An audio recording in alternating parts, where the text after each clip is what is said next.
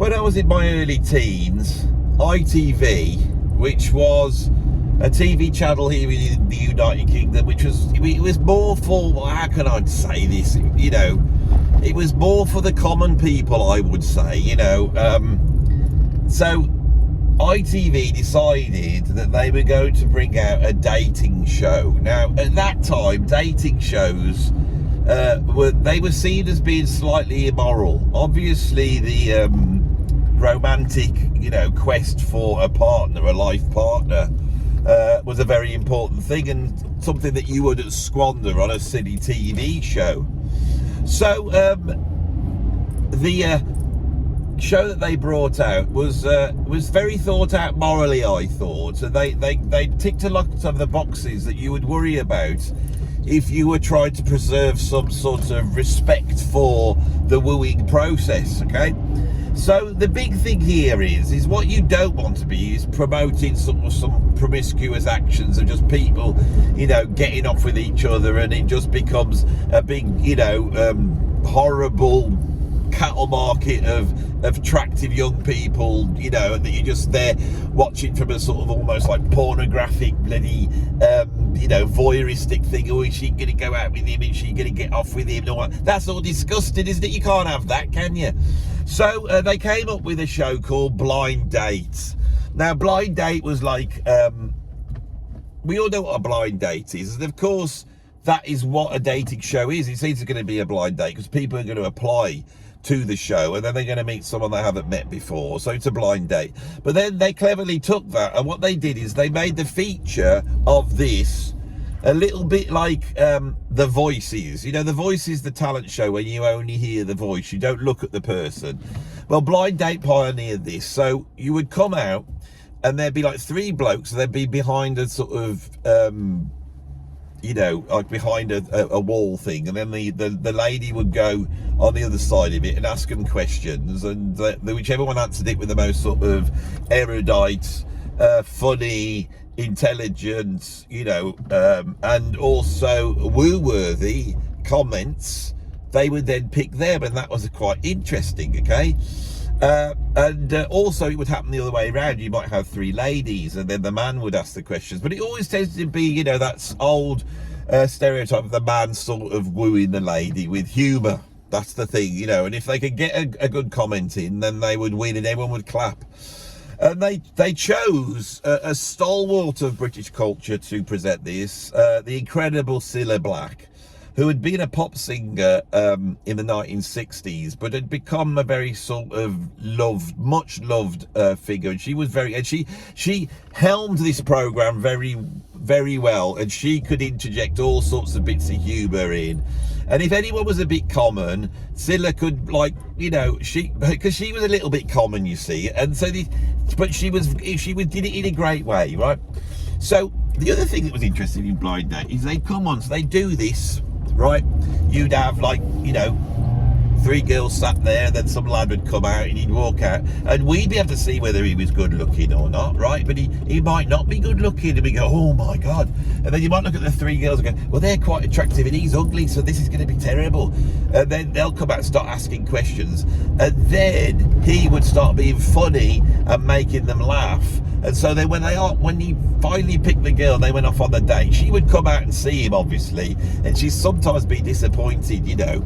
And when someone was disappointed with what they picked in terms of the visual appearance, we at home went, oh, you shallow fool, you know, you should be judging people on their personality, which of course is true. If you're trying to find a life partner, find somebody who you like chatting to and you have a laugh with, because that will last. You know, looks, that's all flim flam, it's all ephemeral, okay?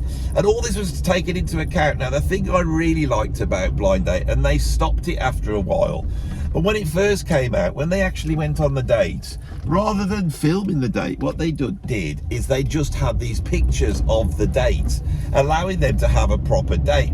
So you would just see these photographs flashing up, right, whilst they played the theme to Blind Date, which went like this.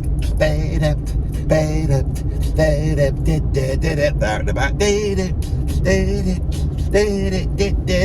playing Crazy Golf. they're having a drink, and they're laughing at each other's jokes. And then they'd bring him back in and they'd say, well, how did you get on? And they say, oh, really, we got on and we're going to meet again. And everyone go, oh, brilliant. And then Scylla, you know, she would have a joke, and it was a very funny joke, about how she's got this hat that she brings out when she has a wedding. And she goes, well, I have to bring out my hat. Well, I'll be bringing out my hat. I think I might have to get my hat ready because you really got on, didn't you? I'm going to get my hat out. And this was on a Saturday night. This was bloody quality entertainment, right? Watching some photographs of people walking around and then hoping that Scylla will go, have I got going to have to get my hat out? Am I going to have to get my hat out, ladies and gentlemen, or whatever it is, you know? That was it. So that was it. It was perfectly innocent. But they'd opened the door, hadn't they? Blind Date opened the door to something that I find so horrible. Right, so this video's in two parts. First part is a nostalgic memory lane for anyone British, you know, to wander down and think, oh, I used to enjoy Blind Date on a Saturday night. It was good British entertainment, that was. So, you know, we've had that first half, and you're probably thinking, I'm not that angry. Now I get angry, because now, right, we have all these modern dating shows, and it's all the other way around. They get some big mansion and they get some bloody island somewhere, and they get a whole bunch of people that are supposed to be attractive, but they all look exactly the same. All the girls look like Doritos, triangular orange shapes with incredibly straightened blonde hair, right, and massive eyelashes, and they go running around in their bikinis, and all the blokes come out. And I think the most important thing, it seems, in terms of the moral view that's pervaded by these shows, is that the most important thing you can have if you're a man is to have a six-pack. So you're going to have your six-pack, unless you conform to some sort of identity group. Then you could be whatever and nobody can say anything about you, right? So you get this bizarre thing, you know, and they all there bloody, and we're all hoping that they're not going to have, we don't want them to bloody, no one's expecting Scylla's hat to come out, are they? All they are thinking, they're just hoping there's going to be some hanky-panky, and they're all professional bloody slappers, and, you know, that's the truth. And now we have a situation where we've got bloody OnlyFans. It all starts with bloody Blind Date. That's where it all started, I'm afraid, and it's ended up here. Now, Blind Date has actually been transferred into a program that I have only watched once.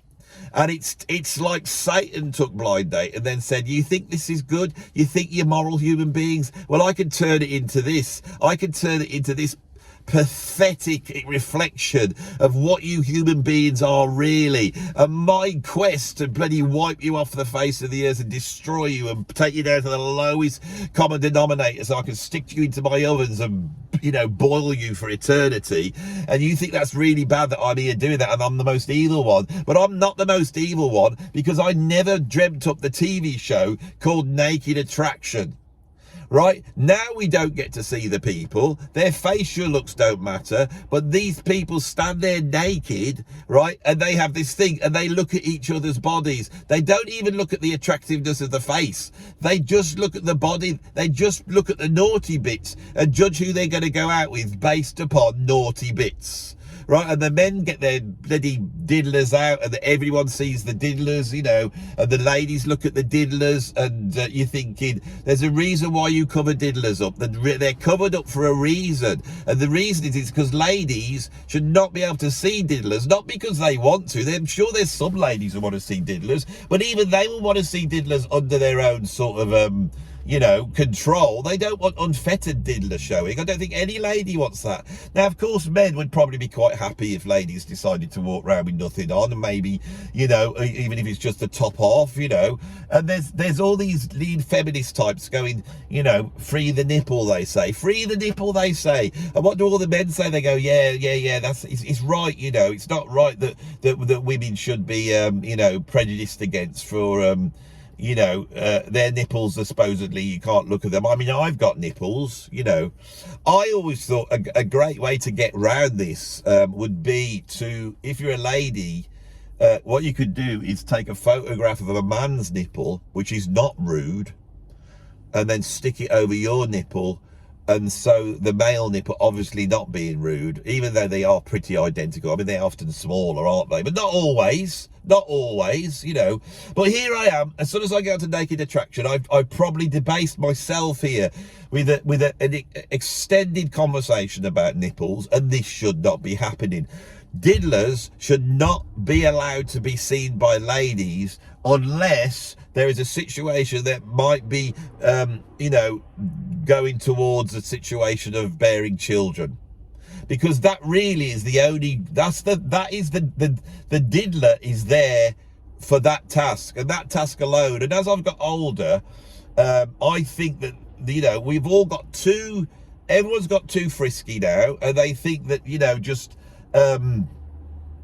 unfettered diddler watching is somehow okay, and it's promoted, you know, by Naked Attraction. Now, the thing is, any men that watch Naked Attraction, they're watching it to be titillated, right? And it's probably not the best choice of a word, but that's what they're watching it for. But also to compare themselves to what is on show on there. Now, whatever they see, right, is not going to prove anything to them, but they don't know that, you see. So if they see somebody who's got a very little diddler, you know, a diddly diddler, which is how I describe it, a diddly diddler, you know, they're going to go, oh, that's made me, cheered me up, that little diddly diddler. Or if they see the opposite, which is a mega diddler, then they're going to go, oh my God, look at that mega diddler. And if they just see the same as them, you know, which what word can I call it for that? A comparative diddler. So they're the three, and it's all subjective. This is where phenomenology does work, because everybody's judging the diddlers based upon their own diddler, you see. So you look out into the world, you know, from the vantage point of being a man, and you break the world down into three: diddly diddlers, comparative diddlers, and mega diddlers. That's the way the world is, right? Now that is not healthy, right? To put the people in I mean, it could be an identity category for those of you who like that type of thing. You know, it's obviously, you do have to ask yourself, if a man has a mega diddler, whether they do better in life, you know, that they are just born more privileged in a way. You know, I would say it is a privilege to have a big diddler. Anybody here watching with a big diddler could into the comments put what they think, you know. But my point is, Cilla Black, a lovely lady with her show where they sorted all the moral attributes and been able to put some good wholesome entertainment on, even then it has brought us down to the situation we're in now with modern dating programs, and they're all awful. And I know I haven't been that angry on this one, but I have to be honest, is that my anger, I haven't been able to quite reach sort of unfettered anger on this one, because I knew I would going to have to negotiate, you know, the male private parts, which I knew would be very uncomfortable for me. But I think I've negotiated it quite well without offending anybody. If you were watching this with kids, I hope I haven't said anything, you know, too bad, you know, because it was very hard to try and get through this video without using the term massive cock.